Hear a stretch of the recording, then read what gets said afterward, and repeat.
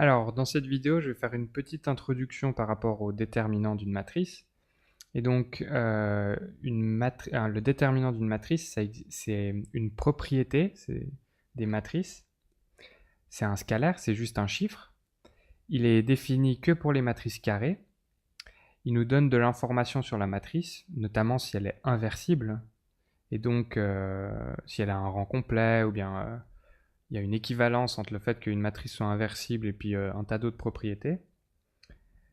Il y a diverses méthodes qui permettent de la calculer. Dans cette vidéo, je vais vous montrer des petites méthodes qui ne sont pas des méthodes générales, qui sont juste des petites méthodes pour les 3 premières dimensions.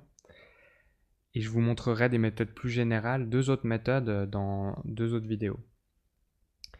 Aussi, par rapport à la notation, donc si A est une matrice carrée de cette manière, alors on note parfois soit le déterminant de A, soit A entre 2 barres comme ça, soit on renote la matrice A avec 2 barres autour.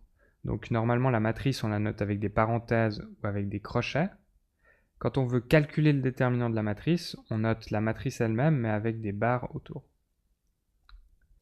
Alors maintenant, si vous avez un scalaire, le déterminant d'un scalaire, c'est le scalaire lui-même, comme j'ai noté ici. Pourquoi ça a du sens de parler du déterminant d'un scalaire? Parce qu'en fait, un scalaire, on peut le voir comme une matrice de dimension 1 sur 1.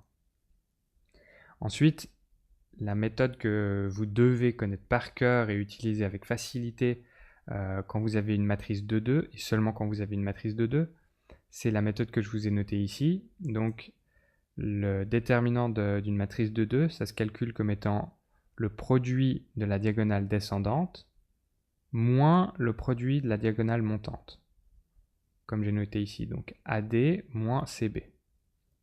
Ensuite, une méthode que vous pouvez utiliser, mais seulement dans le cas d'une matrice 3-3 et pas dans d'autres cas, ça ne marche pas dans les autres cas, c'est ce qu'on appelle la méthode de Sarus, et ça consiste en la démarche suivante. Donc si on a une matrice initialement A, comme défini entre les parenthèses, on renote à côté les 2 premières colonnes de la matrice, comme j'ai fait ici.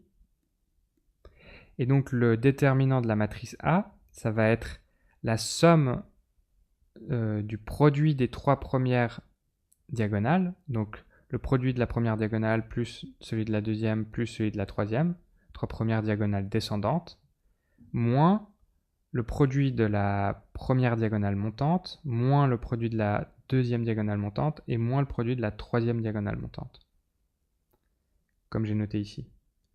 Et donc là, je vous laisse vérifier que le calcul que j'ai fait correspond bien à la méthode que je vous ai expliquée.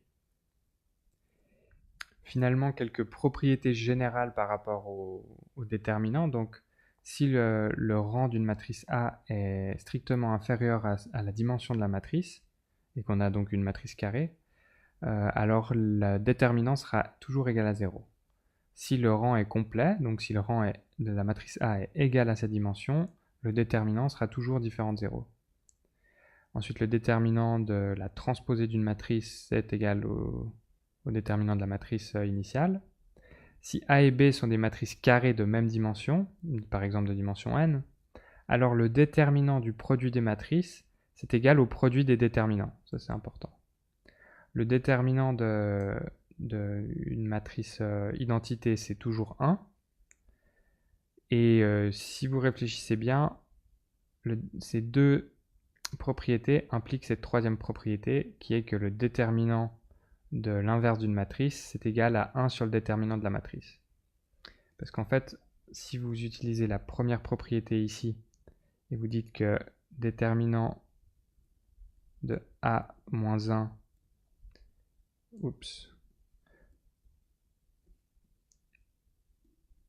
fois la matrice A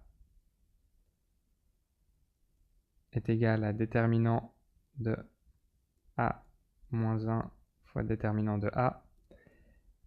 Et par ailleurs, comme on sait que ça c'est égal à la matrice identité, alors on a que le déterminant de la matrice identité est égal à ce produit-là. Mais le déterminant de la matrice identité c'est égal à 1 aussi, comme je vous ai dit ici. Et donc on a que 1 est égal à det A-1 fois déterminant de la matrice A. Et à partir de ça, à partir de cette égalité-là, on retrouve celle que j'ai notée ici. Et finalement, une erreur à ne pas faire, c'est que le déterminant d'une somme de deux matrices n'est pas égal à la somme des deux déterminants. Alors finalement, la dernière chose, mais non des moindres, pour vous l'expliquer, il faut d'abord que je vous rappelle ce qu'est une matrice échelonnée. Donc je vous laisse mettre pause et lire la définition si vous en avez besoin. Ici en bas, vous avez un exemple de matrice échelonnée, mais ce n'est pas une matrice carrée. Et nous, comme je suis en train de vous parler de déterminants, je vous parle seulement de matrice carrée. Donc dans notre cas, une matrice échelonnée, ça va être une matrice qui contient en dessous de la diagonale que des zéros, dans la diagonale des valeurs, ça peut être des zéros ou des valeurs non nulles, et au-dessus de la diagonale, n'importe quelle valeur, on s'en fiche.